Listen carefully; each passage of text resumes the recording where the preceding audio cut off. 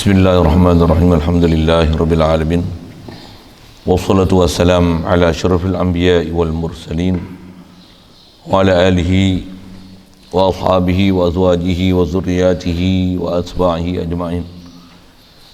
Subhanaka la ilma lana illa ma 'allamtana innaka antal alimul hakim. La haula wa la quwwata illa billahil aliyyil azim. Rabbi shrah li sadri ويسر لي أمري واحلل عقدة من لساني يفقه قولي. اللهم افتح علينا بفتوح العارفين بك. اللهم اجعلنا من الذين يستمعون القول فيتبعون أحسنه. اللهم علمنا بما جهلنا وانفعنا بما علمتنا وزدنا علما نافعا يا رب العالمين. ربي أعوذ بك من همزات الشياطين وأعوذ بك ربي أن يحضرون وأعوذ نفسي بالله العلي العظيم. Bismillahi ma sya'allah la yasuqul khaira illallah. Bismillahi ma sya'allah la yasrifu su'a illallah. Bismillahi ma sya'allah ma kana min ni'matin fa minallah. Bismillahi ma sya'allah la hawla wa la quwwata illa billah. Wa ba'du. Qala Syekh Musannif rahimahullah ta'ala wa nafana bihi wa bi ulumihi fid darain amin.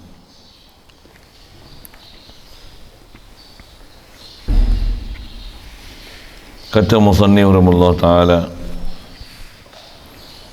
atau diberi fatwa akan dia oleh seorang yang alim dengan hukum syarak, maka dia kata, apa hukum syarak? Apa macam ni? Ia qasad, meringan-ringan dan menghinakan hukum syarak. Nescaya jadi kafir ya. Alhamdulillah. Syukur kita Allah Subhanahu wa taala limpah kurnia dia, belas ihsan dia. Masih ada kita tamu bumi dia ni, alhamdulillah. Dialah yang beri kita hidup pagi ni, membangunkan kita, memberikan keupayaan pada kita untuk boleh kita bangun, menyucikan diri, solat. Alhamdulillah, syukur diberi kita dapat Islam, dapat iman, melayakkan kita menjadi umat Nabi Muhammad sallallahu alaihi wasallam. Alhamdulillah, diberi kita minat, kesungguhan, kelupaan untuk menuntut ilmu. Alhamdulillah, diberi kita kelapangan masa, kesihatan badan, afiat daripada bala bencana, dan boleh berada dalam majlis yang mulia. Alhamdulillah, alhamdulillah, alhamdulillah. Wajib kita sentiasa mentauhid pada dia, ingat pada dia, sedar ke dia, kenal ke dia, dan menggunakan segala nikmat yang diberikan pada kita pada tempat yang disuruh oleh dia, insya-Allah. Alhamdulillah. Sambungan kita masih bicara dalam bab sebuah risalah mengenai bab riddah ni, na'udzubillah. Seterusnya dia nak sambung antara perkara yang kita kena pelihara ya, supaya jangan buat perkara ni kerana benda ni boleh menyebabkan murtad. Na'udzubillah. Apa dia? Dia beri fatwa akan dia oleh seorang alim. Ada satu orang alim, ulama, tutup guru kita. Khasnya kalau sebut alim ni yang memang alim, para mujtahid, ulama-ulama mujtahidin, mereka yang telah disepakati ketepatan maklumat yang mereka beri pada kita, atau pakarnya mereka dalam bab ilmu, baik bab tauhid, bab fiqh, bab tasawuf.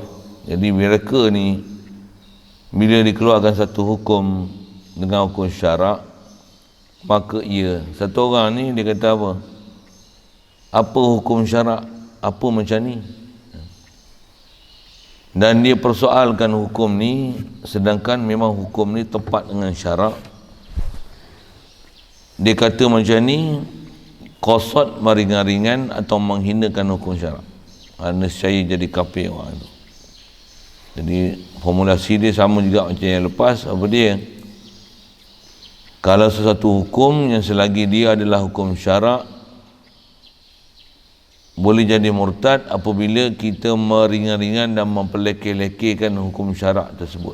Walaupun perkara tu, kita kata hukum dia, sekalipun perkara tu bukan bab wajib, ke sunat, meringan-ringan, memperlekeh, mempermain-main, memperolok-olok, menghinakan hukum syarak, boleh jadi kufur.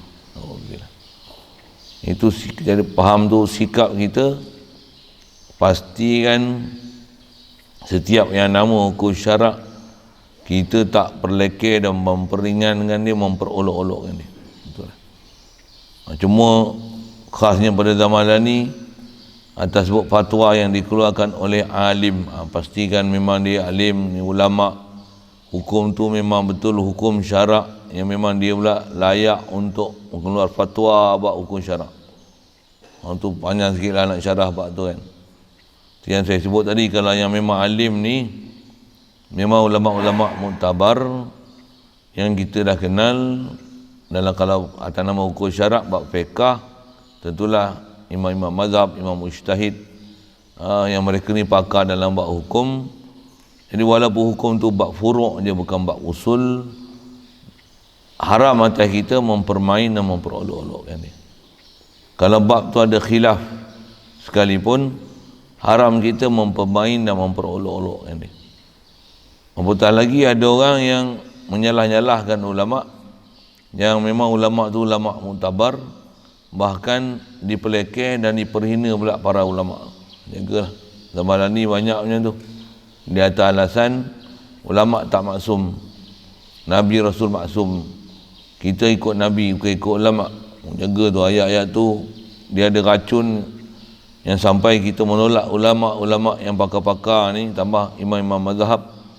Racun yang disembah macam tu je, sampai begitu ramai orang zaman ni menolak imam-imam mazhab, konon nak rujuk pada Al-Quran dan hadis. Sedangkan imam-imam mujtahid, imam-imam mazhab, kita ikut hidup dengan manhaj bermazhab ni, salah satu daripada kaedah kita mengikut Nabi SAW. Pasal ikut pewaris Nabi adalah ikut Nabi. Kalau yang memang ulama-ulama muktabar tu memang tak boleh kita nak bertikai seorang pun, sekalipun ada hukum hakam yang dikeluarkan oleh mereka yang tak sependapat. Adapun yang zaman moden lah ni, tambah pula hukum-hukum moden lah ni, tambah pula hukum hakam yang dikeluar tu, dengan apa kita tengok tak kena je, macam tak betul aja. Kalau yang tu memang tak betul, di atas kita mempersoalkan hukum-hukum yang dikeluarkan tu, yang tu kena mengaji banyak lah, nak kena faham betul-betul, persoalkan hukum hakam yang dikeluarkan. Pasal nilaian kita hukum hakam yang dikeluarkan zaman lah ni, maka kataan ulama-ulama yang pakar itu adalah dirujuk, yang tu kot bahasanya kan. Jadi kalau ada hukum hakam yang zaman lah ni difatwakan, dikeluar hukum hakam merepet-repet, bertentangan dengan kaedah fatwa ulama-ulama yang muktabar hak dulu kala, yang memang kita pun sedia maklum dah, yang ni apa yang telah difatwakan oleh ulama-ulama dulu, mereka ni pula memang pakar di atas manhaj fiqh yang tertentu, mengikut manhaj Imam Syafi'i, Hanafi, Maliki, Hanbali misalnya. Dia ni entah apa-apa manhaj, bahkan tak ada apa-apa manhaj, kita menolak hukum dia, menolak hukum yang sepatutnya kena tolak tu, memang kena tolak. Hak tu ngaji lama sikit. Pasal nak kenal tu, tak kenal lah tu jadi Wahabi, jadi sivil macam-macam lah fahaman syarak ni. Satu bab ni memang saya sebut itulah, mengaji lama sikit. Pasal babnya tu kita takkan boleh faham mana yang tepat, yang betul dengan syarak ni, melainkan dengan faham betul-betul kenapa adanya imam-imam mazhab dan apa kemestian kita kena ikut imam-imam mazhab. Dengan bahasa lain, kenapa perlu bermazhab. Kalau kita tak faham tu, terikutlah puak-puak yang kepala otak bubuh kat lutut tu, bubuh bahasa mudah itu, dia persoalnya imam-imam mazhab ni konon nak balik pada Al-Quran hadis, yang mereka terus pakai Quran hadis, sedangkan mereka tak ada kelayakan pun, nak faham fiqh pun tak pandai, konon nak balik pada Al-Quran hadis. Jaga sikit lah. Asal dia sebut prinsip, kalau memang orang alim, tutup guru yang memang dikeluarkan hukum memang daripada hukum syarak, bahkan bukan fatwa pun, bahkan memang dinukilkan tu daripada kitab-kitab muktabar. Bahkan ada hukum hakam ni, hukum hakam yang telah diijma' oleh ulama. Habis-habis mai zaman moden lah ni, ada ustaz-ustaz yang ada jawatan tertentu, gelaran tertentu, title tertentu, dengan jawatan-jawatan tertentu, hatta mufti sekalipun, tapi keluar fatwa macam syaitan dan hantu, mufti bahasa itu. merepet-repet, jaga sikit. Itu ngaji lama sikit, faham lah. Saya bab tu mesti banyak pengetahuan melalui kitab-kitab fiqah baru nak boleh menilai. Arti yang beragama ni kena mengaji sampai walaupun kita bukan mufti, walaupun kita bukan ustaz, tapi kita boleh kenal yang keluar hukum tu, yang ni tepat dengan hukum syarak ke merepet dan hukum tu tak tepat. Wajib kena belajar. Macam mana kita nak boleh tahu belajar dengan tu kita kenal hukum ni tak tepat? Pasal kita belajar daripada ulama-ulama muntabar yang hukum hakam tu dia dah sebut lama lah. Mai keluar zaman ni dia sebut bertentangan, against atau berlawanan, bertentangan dengan hukum hakam tersebut. Tu yang menyebabkan kita boleh kenal yang hukum hakam dia tu tak tepat. Pasal bab macam ni kita atas selalu hujah akliyahnya orang kata engkau tak jadi mufti, engkau pun bukan ustaz, macam mana engkau boleh pelekeh ustaz? Kan ayat macam tu kan.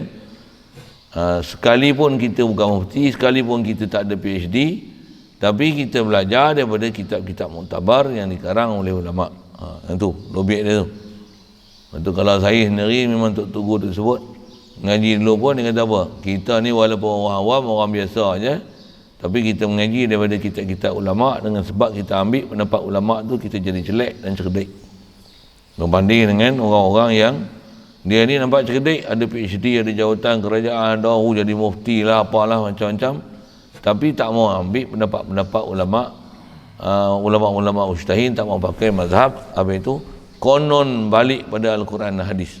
Jaga sikit, jaga sikit, berhati-hati ya. Baik. Prinsip dia yang sebut, kalau memang hukum hakam tu memang datang daripada syarak, jangan sampai ada ayat-ayat yang dia sebut ni untuk mempelekeh dan memperingan-ringan, memperolok-olok, menghina-hinakan hukum syarak tersebut. Kalau zaman lah ni puak-puak yang suka bid'ah-bid'ah tu lah, dia akan menghina tu. Ni apa ni wirid lepas sembahyang ni? Nabi tak biasa ajak wirid lepas sembahyang. Bid'ah. Satu masa dulu puak-puak bengong tu cakap macam tu. Mai zaman belakang ni sikit baru jumpa hadis kot kan. Oh ada wirid-wirid lepas sembahyang. Syekh keluar pula jual apa? Banting. Bunting ke banting? Banting tu. Apa dia? Wirid-wirid yang datang daripada hadis Nabi sallallahu alaihi wasallam lepas sembahyang. Tapi tak boleh wirid berjemaah, wirid seorang-seorang. Satu masa nanti dia baru jumpa hadis pula. Oh boleh wirid berjemaah pula. Nanti satu hari pula dia jumpa pula, oh baru boleh tahlil pula. Oh boleh pula zikir ramai-ramai. Dia memang perlu taksir gitu. Siapa? Dia tak pernah jumpa. Ulama-ulama kita dah buat siap. Satu berhati-hatilah dengan geng-geng yang suka bid'ah-bid'ah kau orang ni. Selawat antara tarawih bid'ah. Kan masalah tu. Kalau disebut hukum ni adalah untuk kosok meringan-ringan dan menghinakan hukum syarak, padahal memang disyariatkan. Yang bahasa itu kan. Jadi dia membahas bid'ah ni, salah hukum pula tu. Benda tak bid'ah dia kata bid'ah. Benda yang memang kalau sebut yang tu ada khilaf datang mazhab, bahkan bukan khilaf pun, ijma' ulama' mengatakan benda tu memang sunat, memang benda tu dibenarkan dalam syarak. Dia pun boleh label bid'ah. Mula tu kullu bid'atin dalalah, bid'ah ni sesat, wa kullu dalalatin finnar, dan sesat boleh masuk neraka, sampai orang berbangga pula tak berselawat. Bahkan siapa yang berselawat lepas selang-selang sembahyang tarawih tu biasanya dihina-hina kan. Sembahyang tarawih 8 balik dengan bangga. Oh, kami ni ikut sunnah. Pasal Nabi pun sembahyang tarawih 8 ni. Dia orang ni sembahyang 20, bid'ah. Jaga puak-puak ni. Jadi puak-puak bid'ah ni antara bab bahaya dia punya bodoh dia, jahil dia tu, dia boleh bawa pada murtad. Dengar ni lah ayat sikit tu. Pasal apa boleh bawa pada murtad? Kalau disebut benda-benda yang memang sabit dengan hukum syarak, memang benda tu disyariatkan dalam hukum syarak, dan dia membid'ah, atau disebut tu bid'ah satu, dia memperolok, memperingan-ringan, menghinakan hukum tu. Sedangkan telah difatwa oleh ulama, bahkan sepakat mengatakan benda tu sunat. Dia nanti ada sampai bab nanti dia menyalahi ijma'. Kalau tak menyalahi ijma' pun istilahnya benda tu khilafiyah. Ada ulama yang membenarkan Ada ulama yang taklah membangkang dia, tapi dia bangkang gila-gilanya. Jaga sikit lah dengan kumpulan-kumpulan macam ni.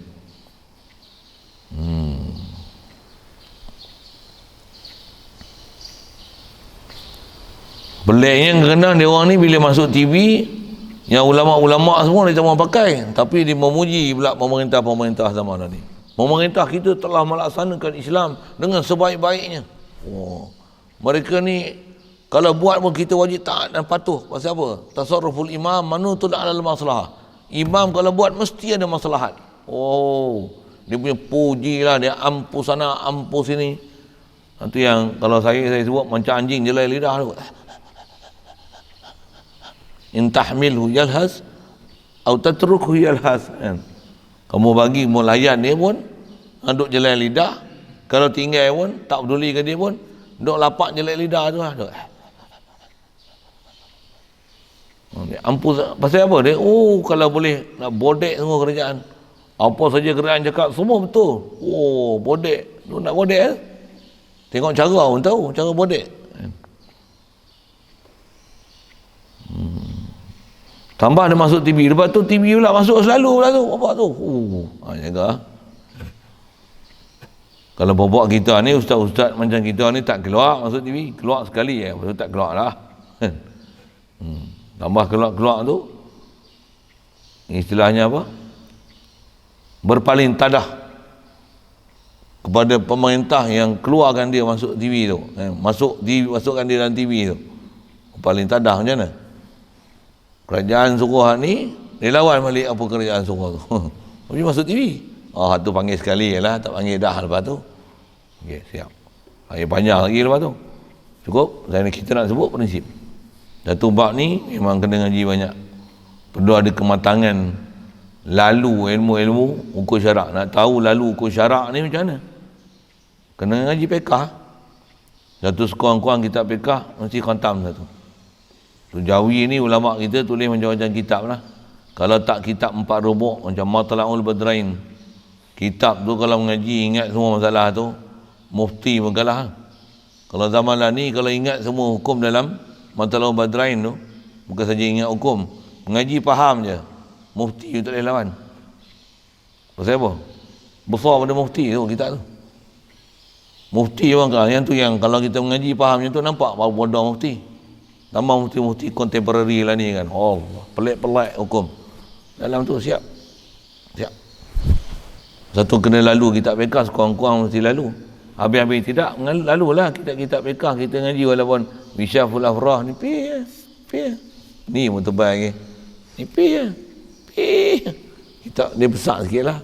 Tulis Jawi kapat-kapat tu. Tapi kalau selesai tu. Selesai. Zaman lah ni kan, baca kitab tempat-tempat tu berjilid-jilid. Tapi bengam. Tak boleh, saya tak ada bahasa nak sebut lah bawa tu. Jagalah. Jadi banyak ni lalu hukum syarak tu, wajib mengaji. Dan hukum-hukum fiqh ni kena lalu. Daripada awal kitab ke akhir kitab. Mesti ada ulama, tutup guru yang kita tahu dia ni pakar dalam bab hukum-hukum fiqh ni. Yang duduk baca kitab, kita nak talaki lalu dengan dia, baca kitab dengan dia. Kalau hanya baca hadis saja, dengar saya sebut, kalau hanya baca hadis saja, hati-hati. Pasal apa? Walaupun baca hadis saja, walaupun baca Quran saja, pasal baca Quran dan hadis saja ni dia bahan mentah yang boleh diselewengkan. Yang boleh diselewengkan. Pasal apa boleh seleweng? Ikut dan nak syarah. Lepas tu tambah isu-isu zaman kita dengar lah ni. Baru ni ada ustaz famous juga ustaz tu kan. Dia apa? Apakah hukum kita memakai sanitizer? Ada hadis Nabi SAW. Hadis Nabi. Padahal hadis Nabi tu suruh basuh tangan, bukan sanitizer. Kalau seorang ni tidur kata dia bangun pada tidur, fal yaghsil yadayhi, naklah basuh tangan dia, fa innahu, kata orang yang tidur ni, la yadri aina batas yadahu, tak tahu tangan dia masa tidur ni, tangan dia tidur kat mana. Bahasa terjemah bahasa kitab asal ni lah kan, aina batas yadahu, tangan kita tidur ni boleh ke sana pegang sana, terpegang sini, terseluk sana, terseluk sini, mana nak tahu. Tidur kan. Tu bila bangun tidur macam mana? Asal tangan bersih lah, tapi sebaiknya basuh tangan. Cerita basuh tangan bukan pakai sanitizer. Sanitizer ni kalau ikut, ni bahan beracun. Sikitlah sebut sanitizer tu, orang siapa? Buat ada alkohol pula tu. Tak kira ambil sanitizer tu, cucuk dengan api. Macam mana, apa? Api tu memang tak nampak, dia bukan nyala air biasa, tutup lampu, cucuk. Nyala tangan ni. Tak jadi nak try. Ni ambil, saya buat lah ni demonstrasi. Tutup lampu kan? Bahaya, toksik tu. Tak basuh dengan betul, tambah pakai sanitizer, konon dah basmi kuman, makan kuih dengan sanitizer tu. Mampu cepat. Apa? Racun. Yang memang suruh tu ni. Tapi digunakan hadis tu, gunakan sanitizer. Pasal apa? Sabit dengan hadis Nabi sallallahu alaihi wasallam. Bahaya tau.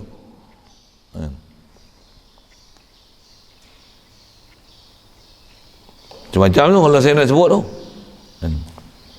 Yang tu yang terkena hati-hati. Kalau sebut dengan hadis semata-mata, sebut Quran saja raw tu, mentah-mentah tu, hati-hati. Pasal zaman ni banyak pengajian yang hanya pakai tafsir, baca ayat Quran, itu ikut kepala otak sendiri tanpa ada pengetahuan.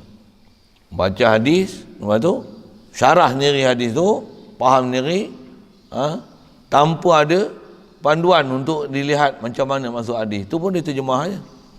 Ni tengok dalam Facebook tu ada geng dia sebut satu hadis tu. Anas su'ru hayawan su'ru ma yu'kalu lahmuhu, kata dia tahirun.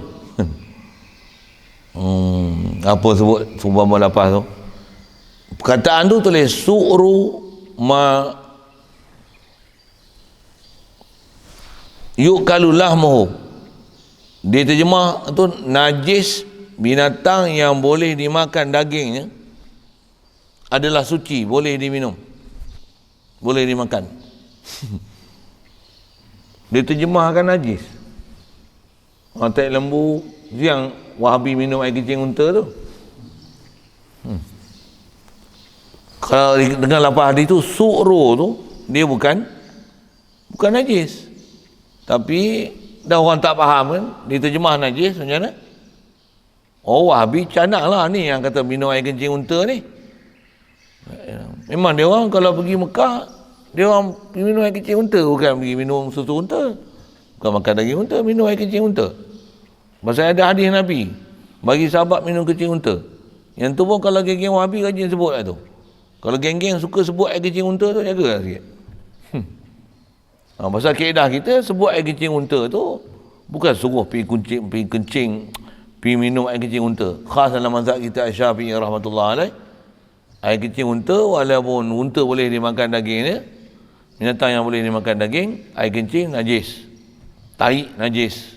Itu kita dalam kawan ni kita Imam Syafi'i rahmatullah alaih. Cuma boleh minum air kencing unta sabit dalam hadis tu. Antu kata mengaji hadis syarahan mesti ambil elok, bukan ambil raw gitu, mentah-mentah gitu.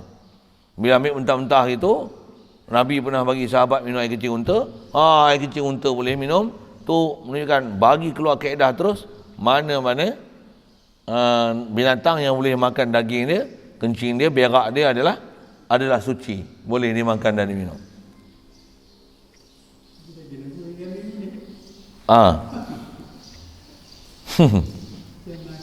Tu macam-macam tu. Tu kata bengap. Bengap pasal minum air kencing lah tu. Macam Allah reti lah tu. Kaedah kita mazhab Syafi'i, dia najis. Memang ada mazhab lain yang kata macam tu pun. Cuma dia tak sebut boleh dimakan. Dia kata dia suci. Dia tak sebut boleh dimakan.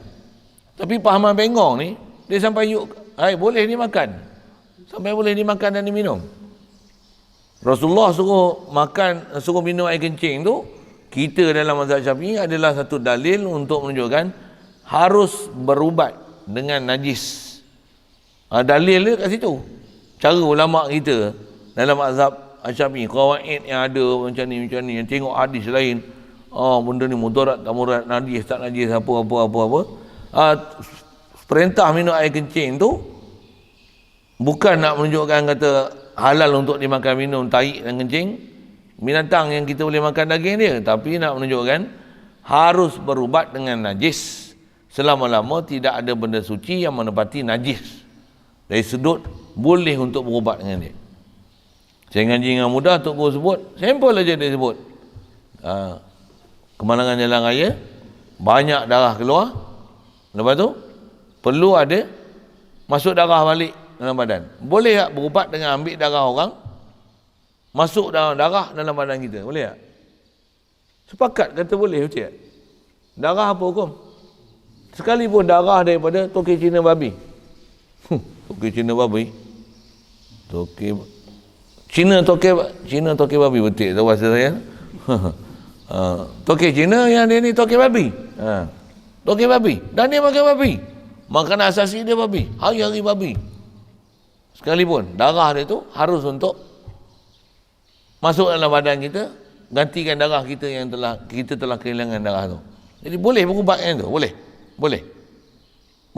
berubat dengan najis. Harus. Pasal mana boleh tukar dengan darah sirap, dengan air sirap? Mana boleh ambil darah ayam? Mana boleh ambil darah babi? Mana boleh? Tapi tokek babi punya darah boleh ambil. Pasal tak sesuai yang kita. Darah babi tak sesuai. Tapi darah tokek babi tu jenis pula dia OO. Apa dia AB, kita AB. Apa semua grup darah yang ada tu lah kan. Nak sebut apa? Dalil kita daripada hadis tu macam tu. Boleh harus berubat dengan najis. Bukan dalil tu nak menunjukkan air kencing dan tahi binatang ni halal dimakan. Bukan macam tu. Buah-buah bengap ni tak ada air kencing minum. Dibotolkan pula tu. Bunyi bengap macam tu. Jadi jangan tak tahu esok buka-buka peti sejuk, pergi kedai Wahabi ni buka air kencing unta. Penawar. Yang rahsia di dalam rahsia. Jagalah kau. Saya buat lawak bodoh kayak gitu.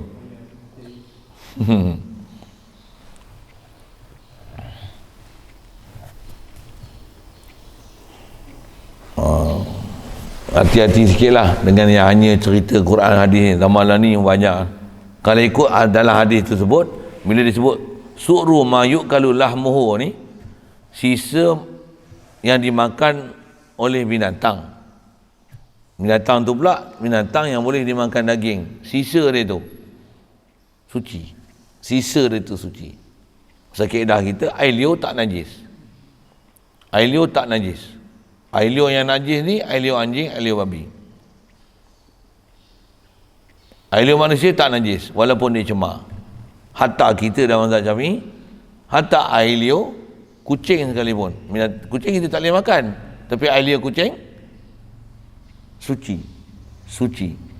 Ikan goreng ni kucing buat lari, kang dia gigit, dia lari. Kita hambak dia terlepas. Boleh makan ikan tu. Tak lalu saja hal. Boleh makan. Ataupun dah rezeki kucing yang ini. Itu satu hal lah. Memang selalu kita, kalau ikan termenung tak apalah. Kerana ikan mahal, menung kita. Apa dah sebut tu. Tapi kalau ikan termenung mula ni, jangan menung je kan. Orang sebut macam tu lah. Dulu ikan termenung, lekir kan. Lah ni nak beli ikan termenung, kena menung dulu. Siapa? Pemenung kita. Harga apa? 16, 18. Dulu ikan termenung ni RM4, RM5 tengok termenung pelaling apa tu tengok. Lah ni menung kita. Nak beli tak beli. Tak beli. Ayam murah pada ikan. Ikan sekali ganda daripada ayam. Ayam RM8, dia 16. Tengah ikan lain tu lagi mahal lah kan. Termenung je pun, menung kita. Apa cerita ni? Macam mana boleh pergi ikan apa tu? Kucing buat lari ni. Faham? Gigit, dia tinggal ikan tu. Kalau kita ambil ikan tu, basuh, makan memang tak ada masalah. Memang jelas lah hukum tu lah. Ni tak basuh pun, bekas kucing gigit tu makan boleh. Dah air liur dia suci.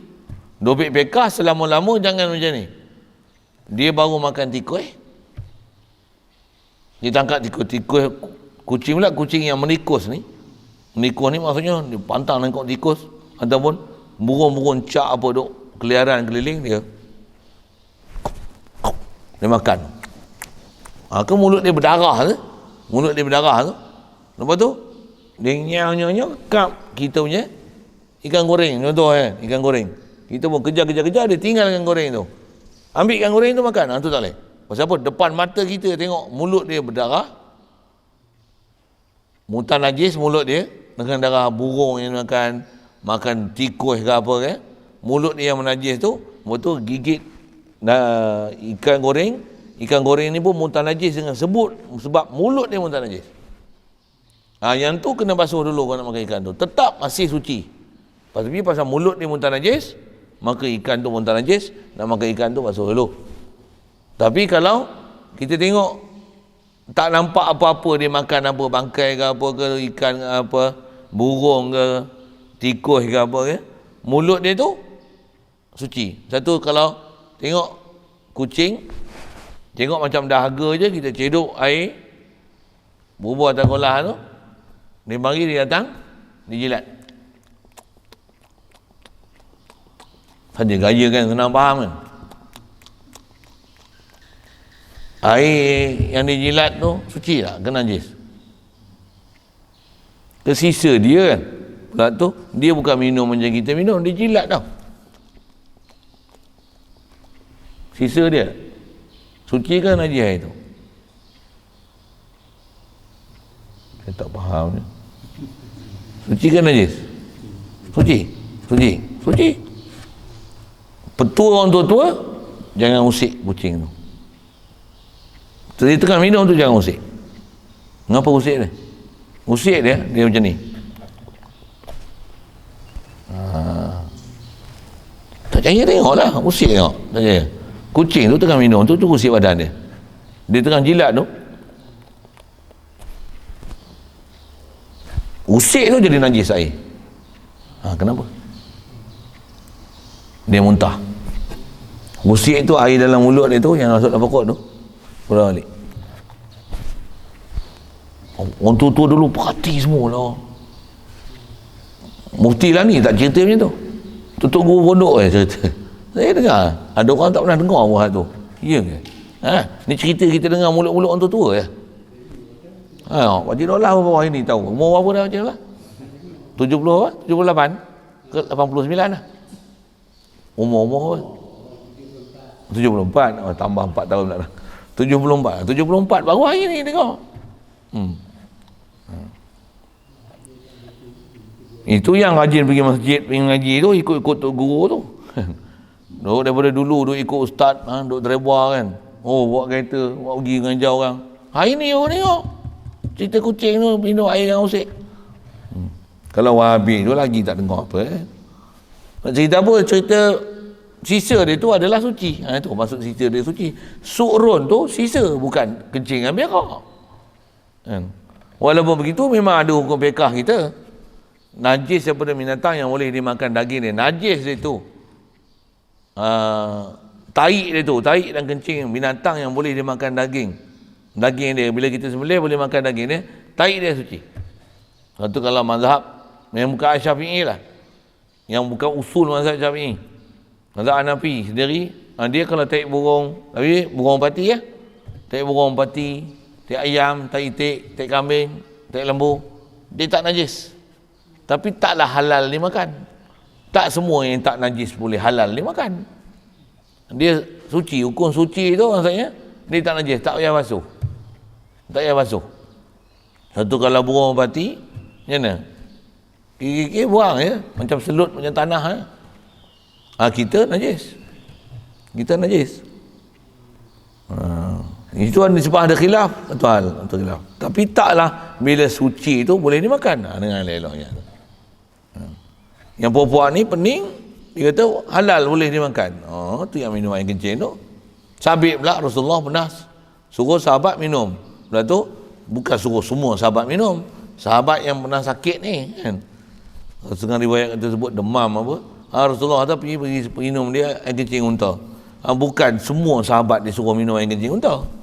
Itu dalil kita mazhab Syafi'i. Kawan yang ambil faham kata bahawasanya suruh minum tu adalah kaedah berubat.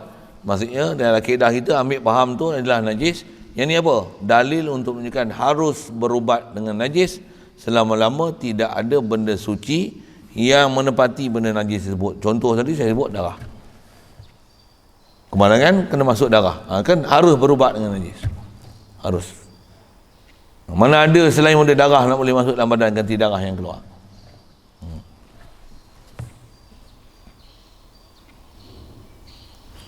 Jadi kena perhatilah siapa yang nak kata alim, yang reti dalam hukum, yang kadang-kadang reti tak reti tu.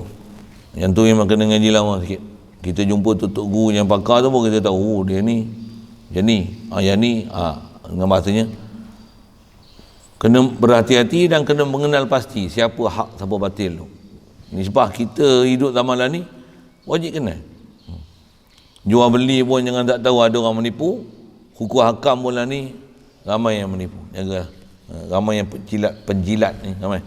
Sayanya bahasa gitulah kan. Penjilat ampus sana ampus sini ni ramai. Tambah pula ada tawaran pula siapa-siapa boleh memberi kempen untuk melaksanakan program gini macam mana. Kita akan bagi ganjaran pada dia RM10,000. Tu yang keluar dengan hadis-hadis semua tu. Nabi pun kalau ada zaman ni, adakah Nabi akan vaksin ataupun tidak? Saya biarkan tonton jawab soalan tu. Ada puak-puak tu, dia pada dia bukan saja harus vaksin, wajib lah vaksin. Mula keluar hukum harus, tapi jadi wajib. Sembahyang Jumaat wajib, tapi boleh jadi haram. Saya selalu bersoal gitu lah kan. Sedangkan nak haramkan sampai Jumaat ni, dia mesti ada dalil yang qat'i yang memang haram, yang menyebabkan wajib tu boleh jadi haram. Pergi haram. Masa menularkan wabak tu pun waham saja. Wabak tu pun waham saja. Ayat tu tak faham tu yang ngaji lama sikit, bagi kena elok-elok hukum. Prinsip dah sebut, jangan sesuatu hukum syarak yang memang dia adalah hukum syarak kita meringan-ringan menghinakan hukum syarak dan mempelekehkan tu. Hatta kalau benda-benda yang khilaf, jangan sampai benda-benda khilaf yang ada ulama mengatakan harus pada dia, boleh pada dia, kita menghina dan mempelekeh hukum tu dan mempertikaikan hukum tersebut. Satu contoh antara yang dia selalu geng-geng Wahabi itu lah. Kalau dia duduk Malaysia ni, yang mana mazhab Syafi'i, semua dia pertikai dengan hadis untuk dia kata yang ni tak ada dalam hadis. Nabi pernah baca kunut 2 bulan, tapi tak pernah lah baca kunut sepanjang waktu subuh. Dia pelekeh je ke depan, ke depan. Kalau saya pergi jumpa geng-geng India tu, yang mereka mazhab Hanafi, yang Wahabi sana, dia guna mazhab Syafi'i pula untuk pergi lawan mazhab Hanafi kat dia. Jadi maksudnya Wahabi ni golongan apa? Golongan penin. Dia tak ada konsistensi dari sudut ketetapan dia nak ambil hukum sesuatu. Dia muzabzib, sat sana, sat sini, sat boleh, sat tak boleh, sat halal, sat haram, sat bid'ah, tak bid'ah. Sampai satu esok masa lain tukar hukum pula. Jaga-jagalah. Atau dia kata apa pula? Laknat Allah atas tiap-tiap orang alim. Pula.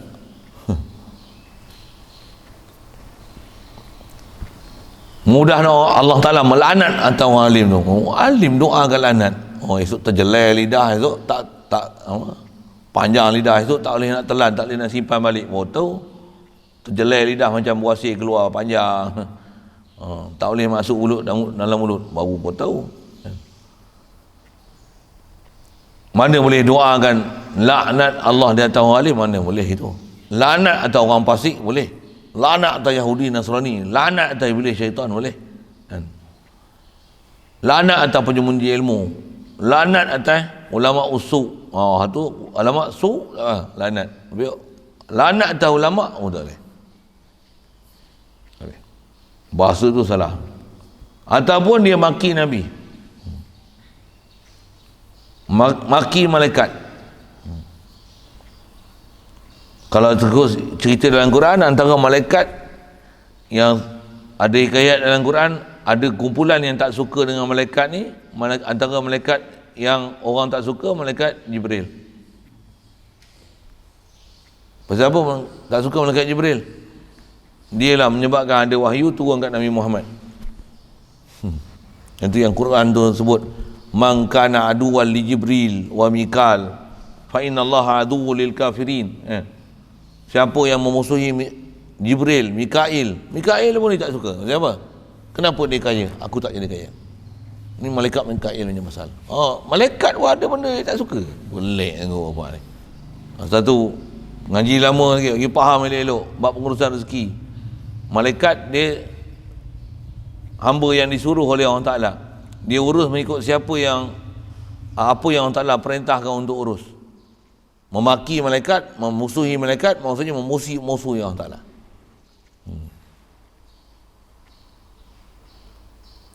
Quran bagi syarat kata, man kana aduwwan li Jibril wa Mikal fa inna Allah aduwwul lil kafirin. Allah Ta'ala memusuhi orang yang kafir. Apa maksudnya? Maki, benci, memusuhi Jibril, Mikail adalah jadi kafir. Sebab Allah Ta'ala sebut aduwwul lil kafirin. Selepas daripada sebut man kana aduwwan li Jibril wa Mikal. Tak suka malaikat Malik siapa? Duk jaga neraka. Dia nanti yang kena balun. Macam tu. Kaedah kita tak ada. Malaikah para malaikat ni sebenarnya muqarrabin. Mereka ni la ya'sudallaha ma amarahum wa yaf'aluna ma yu'marun. Mana nak boleh maki malaikat? Ya. Ataupun dia kata, aku lepas daripada Allah dan daripada Nabi. Aku dah tak ada kena-mengena dengan Allah dan Rasul. Ataupun dia kata apa? Hidup kat dunia ni tak ada kena-mengena dengan hukum Islam, tak ada kena-mengena dengan Allah Ta'ala. Jaga kat tu. Ni pahaman-pahaman sekularisme. Dia akan cakap macam ni. Benda ni tak ada kena-mengena dengan hukum syarak, tak ada kena dengan Allah Ta'ala dan Rasul. Ni bab dunia. Ada pula. Semua hukum yang, semua benda yang sekalipun atas nama dunia, dia mesti ada hubungan dengan Allah Ta'ala dan Rasul. Pasal Allah Ta'ala dan Rasul tak pernah tinggalkan apa-apa benda yang kita buat atas muka bumi ini sekalipun atas nama dunia. Mesti ada hukum akam kat situ. Jadi ayat kata berlepas daripada Al-Quran, daripada Allah dan Rasul ni, bahaya ayat ni. Kalau saya berlepas diri daripada Yahudi Nasrani, saya berlepas diri daripada pemerintah yang tak ikut perintah Allah Ta'ala ni, tak apa. Saya berlepas diri daripada syaitan dan iblis, saya tak nak ikut iblis syaitan lah, tu tak apa. Kalau berlepas diri daripada Allah Ta'ala dan Rasul ni, bahaya. Saya berlepas diri daripada agama Islam, Islam tak ada kena-mengena dah dengan saya. Ayat tu memang murtad lah. Na'udzubillah. Ataupun dia kata saya tak ada kena-mengena dah dengan Quran, saya tak nak mengena-mengena dengan syariat, saya tak ada kena-mengena dengan Nabi Muhammad. Tu saja cik pasal tu. Melepas diri daripada apa yang sepatutnya, yang ni lah tempat kita kena sentiasa damping diri. Anak saya jadi kafir. Na'udzubillah. Ayat-ayat ni bahaya semua ni. Satu sekali lagi sebut jahil dalam bab ni, tu bahaya dia. Tu jahil ni gelap gelita. Berapa ramai yang orang jadi kufur, jadi murtad, antara punca dia jahil. Dia tak maksiat, dosa, salah, sesat tu pun punca dia jahil. Antara punca dia jahil. Antara punca dia nafsu. Ada juga. Saya ada orang nama alim tapi nafsu. Kalau atas sebut nafsu tu sikit kan. Tadi jahil menyebabkan boleh jadi kufur. Boleh jadi kufur ni pasal nafsu. Besar intiba, ambil besar boleh jadi kufur pasal nafsu. Apa? Iblis. Aba wastakbara wa kana minal kafirin. Jadi kafir terus. Pasal apa? Dia aba. Dia ikut nafsu, enggan. Patutnya perintah Allah Ta'ala, dia tak usah pandang lah apa yang diperintah. Pandang siapa perintah. Bila Allah Ta'ala perintah untuk dia sujud, masuk sujud tu kata ulama beri penghormatan pada Nabi Adam. Dia kata, ana khairum minhu khalaqtani min nar wa khalaqtahu min tin. Engkau nak suruh aku beri penghormatan dekat Nabi Adam ni. Aku ni api lah, dia ni tanah. Sepatutnya atas kaedah kita, jadi orang taat, muslim, mukmin ni, muhsin ni macam mana, muwahhidin ni macam mana, sami'na wa ata'na. Yang suruh siapa? Allah. Tu kita cerita masalah kiblat tak kiblat, aurat tak aurat, buat peraid ke, masalah boleh poligami ke tak boleh poligami ke, masalah sistem perambaan, masalah semua bab-bab. Ada benda yang kalau kita tak suka sekalipun, kalau dia adalah ketetapan syarak, wajib atas kita sami'na wa ata'na, ikut mak bapak kita. Sedangkan kita tak setuju dengan bapak kita, tapi mak bapak kita tu dia suruh benda yang memang tak menyalahi dengan syarak, sami'na wa ata'na. Tu kaedah kita, kaedah kita. Tambah perintah Allah Ta'ala, sami'na wa ata'na, wa ata'na. Tengok siapa yang perintah, jangan pandang apa yang diperintah, khasnya pada Allah Ta'ala dan Rasulullah. Jadi antara boleh menyebab jadi kufur apa? Walaupun perintah Allah, walaupun ni ketetapan syarak, dia tak pandang hak tu, bahkan mana yang tak sesuai dengan nafsu dia tinggal. Zaman ni pun bahaya bab-bab macam ni. Siapa? Mana tak sesuai dengan nafsu, pergi cari Al-Quran dan hadis untuk membenarkan apa pahaman dia ikut nafsu dia tu. Kalau contoh misalnya nak minum juga air kencing unta, dia akan cari najis, cari hadis untuk membenarkan dia, untuk membolehkan dia minum air kencing unta. Nak vaksin, cari jalan macam mana ada Quran hadis untuk menyokong vaksin. Contoh memang dia akan buat itu. Nak bagi duit zakat pada puak LGBT, cari nas untuk boleh bagi zakat, cari dalil hujah qawaid fiqh ke apa ke, usul fiqh untuk bagi juga zakat pada LGBT. Dia akan macam tu. Pasal memang pengajian-pengajian saya duduk dengan kawan-kawan saya yang memang yang duduk universiti tu, dia kata universiti macam tu dia akan pengajian dia mengaji. Bila nak buat sesuatu assignment tu, dia akan bagi tajuk, kau pergi cari nas, pengajian Islam lah saya cerita ni, cari nas untuk tajuk yang diberi itu, untuk apa, buat assignment, berapa patah perkataan macam ni, prinsip dia macam ni, kau mesti benarkan tajuk tu, betulkan, buktikan tajuk tu.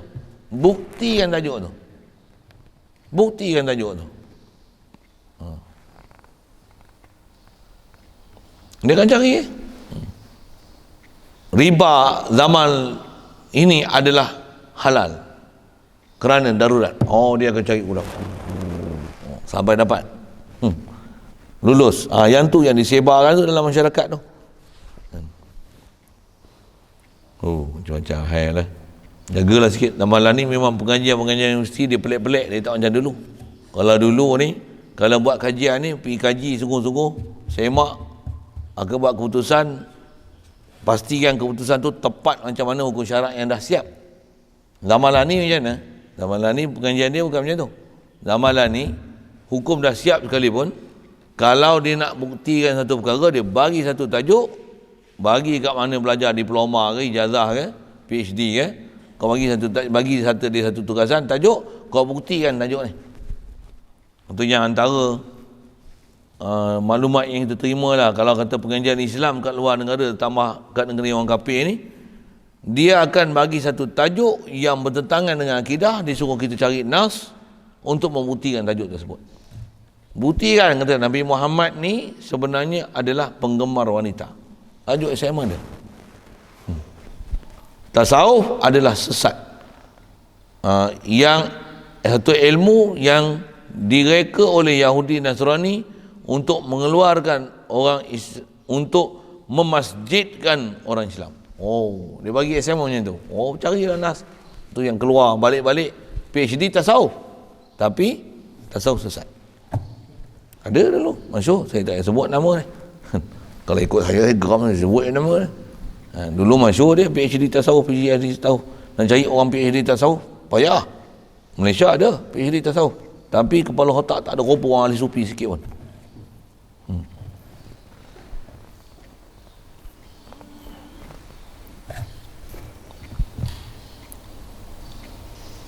Baik. Dia hati-hati lah zaman lah ni dia zaman pelik sangat, zaman pelik sangat. Ataupun kata dia ada pun maki angin ribut, maka itu makruh.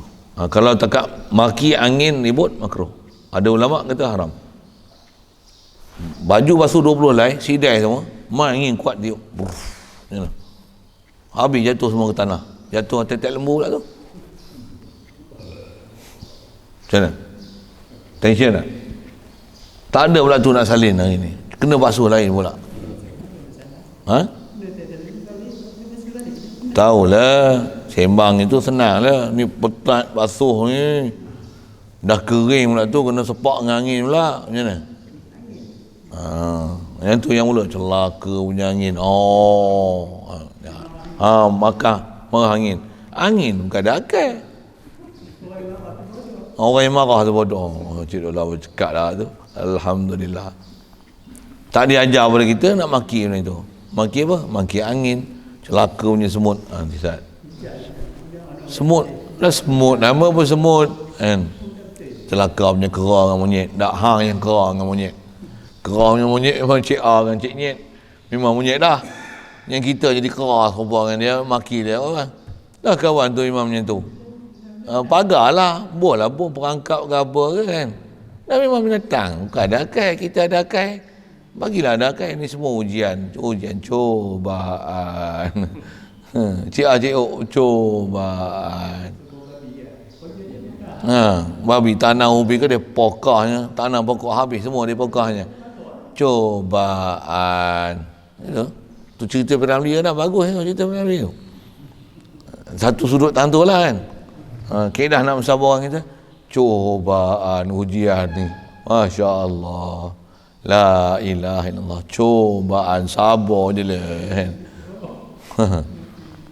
Tapi ada bab saja yang boleh pakai cobaan tu. Ada bab macam ni boleh lah. Bab yang kita jumpa makhluk tak berakal macam ni kan. Semut, babi, kerah. Ini tempat kita lah ni. Apa tadi, angin, ribut. Bukan boleh nak masuk campur langsung bab tu. Bukan urusan kita pun. Tapi bab-bab yang boleh buat urusan ni, jangan buat semua. Kita ada usaha ikhtiar untuk cegah dia, tak buat apa-apa tapi duk cobaan. Orang buat lari anak bini kita macam mana? Cobaan. Jaga sikit. Situ tempat tak boleh pakai cobaan tu. Memang ada cobaan lah, tapi takkan nak biar dengan hanya perkataan cobaan. Sabar je lah Yub. Yung sabar je lah Yub. Peraknya Yub dengan Yung je lah. Tak. Ada tempat tak boleh Yub. Tak boleh Yung. Itu. Tu kena bertarung Yub. Mati tak apa. Man qutila duna mali, man qutila duna ahli, man qutila duna nafsi, man qutila duna dini. Siapa yang dibunuh, kama qala seumpama lepas tu, kerana pertahanan harta dia, pertahanan maruah dia, pertahanan keluarga dia, pertahanan agama dia. Siapa yang mati macam ni, fahuwa syahidun. Syahid tu. Baby tak syahid perang memang lah, tapi syahid akhirat. Lepas siksa kubur.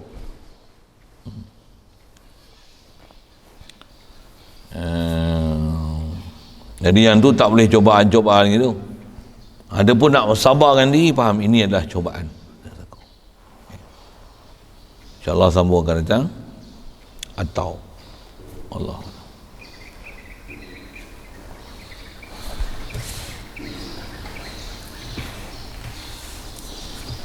Ada soal?